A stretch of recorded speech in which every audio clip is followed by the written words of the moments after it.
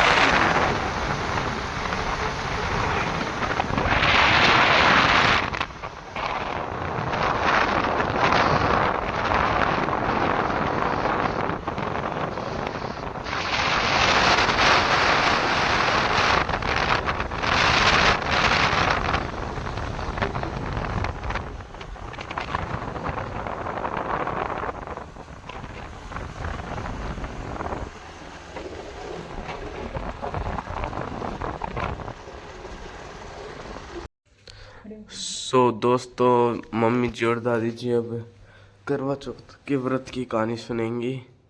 उस साइड दादी जी साथियाँ बनाने लग रही हैं। ये रहा। अब मम्मी जी के टीका निकलने लग रहा है।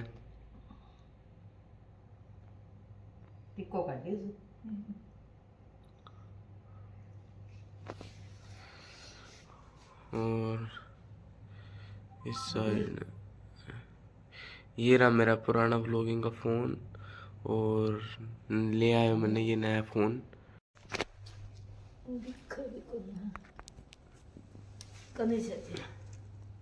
मेरे कने देख,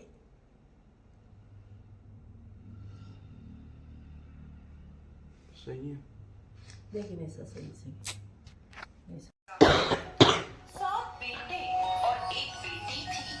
कार्तिक मास के कृष्ण पक्ष की चतुर्थी तिथि को साहूकार की सभी बहुओं, पत्नी और बेटी ने करवा चौथ का व्रत रखा। जब साहूकार के बेटे भोजन करने बैठे तो अपनी बहन से खाना खाने को कहने लगे तो वह बोली, भाई अभी चांद नहीं निकला, चांद को अर्घ देकर मैं भोजन करूंगी। साहूकार के बेटे अपनी बहन से बहुत प्रेम करते थे। वो अपनी बहन को भूख से व्याकुल नहीं देख पाए तो उन्होंने बोले, घड़ी बुखारी करवो ले।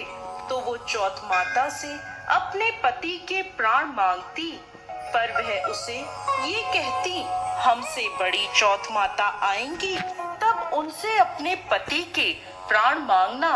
एक एक करके सभी चौथ आई और सभी यह कहकर चली गईं।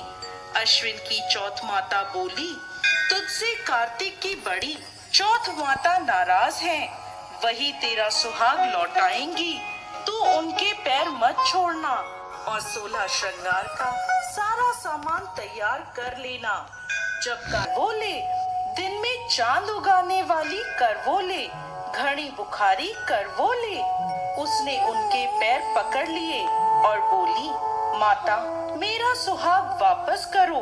चौथ माता बोली, तू तो बड़ी भूखी है, सात भाइयों की प्यारी बहन है, तो सुहाग का तेरे लिए क्या जीवित हो गया।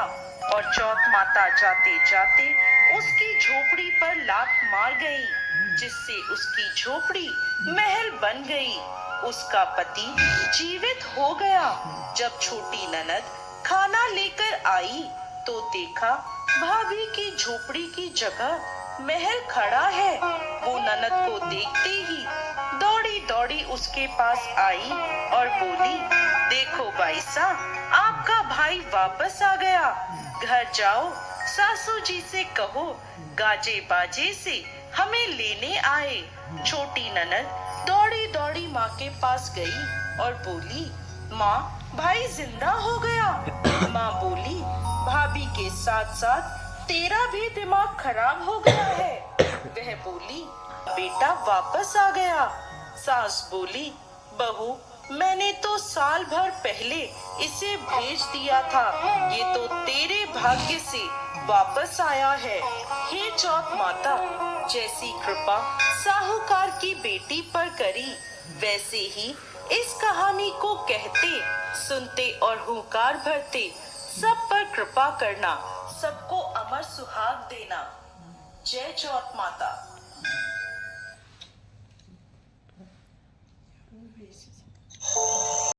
एक चुटकी चावल ले लिए और गली गली घूमने लगे।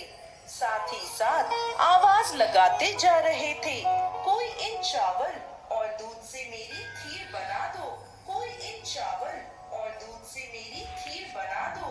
गांव में कोई भी उन पर ध्यान नहीं दे रहा था और सभी हंस रहे थे। ना समझ बालक चम्मच भर दूध और एक चुटकी चावल की खीर भी भला बन सकती है। ऐसे ही गणेश जी एक गांव से दूसरे गांव घूमते रहे, लेकिन कोई भी उनकी खीर बनाने को तैयार नहीं हुआ। ऐसे ही सुबह से शाम हो गई, कोई मेरी खीर बना दो, कोई मेरी खीर बना दो। अब गणेश जी ने सोचा, देखते ही देखते पतीला दूध से भर गया।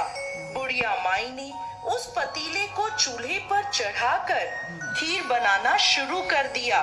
तब गणेश जी बोले, माई, तुम खीर बनाओ, मैं स्नान करके आता हूँ, मैं वापस आकर खीर खा लूंगा। बुढ़ी माई बोली, बेटा, इतनी ढेर सारी खीर का मैं क्या करूँगी। तब बालक गणेश बोले, माई, तुम सारे गांव को खीर खाने का न्योता दे दो। बुढ़ी माई बोली, ठीक है, मैं पूरे गांव को कह देती हूँ। बुढ़ी माई के खीर की खुशबू धीरे धीरे पूरे गांव में फैलने जी, भोग स्वीकार करें। ऐसा कहकर वो खीर खाने लगी। बुढ़ी अम्मा की बहू के लगाए इस भोग से गणेश जी प्रसन्न हो गए। जब बाल गणेश स्नान करके वापस आए तो बुढ़ी अम्मा बोली, बेटा, तुम स्नान करके आ गए, आओ तुम्हें खीर परोस दूं। तब बाल गणेश बोले, माई, मेरा पेट तो खीर से भर गया, अब तुम खीर खा लो, अपने परिवार को खिलाओ। और खा लो भी जल्दी। ये तो गाइस मेरे हाथ में गड़वा और पीछे है मम्मी जी और दादी जी और मेरे वाला जुकाम। लो ओल्ड अपना गड़वा।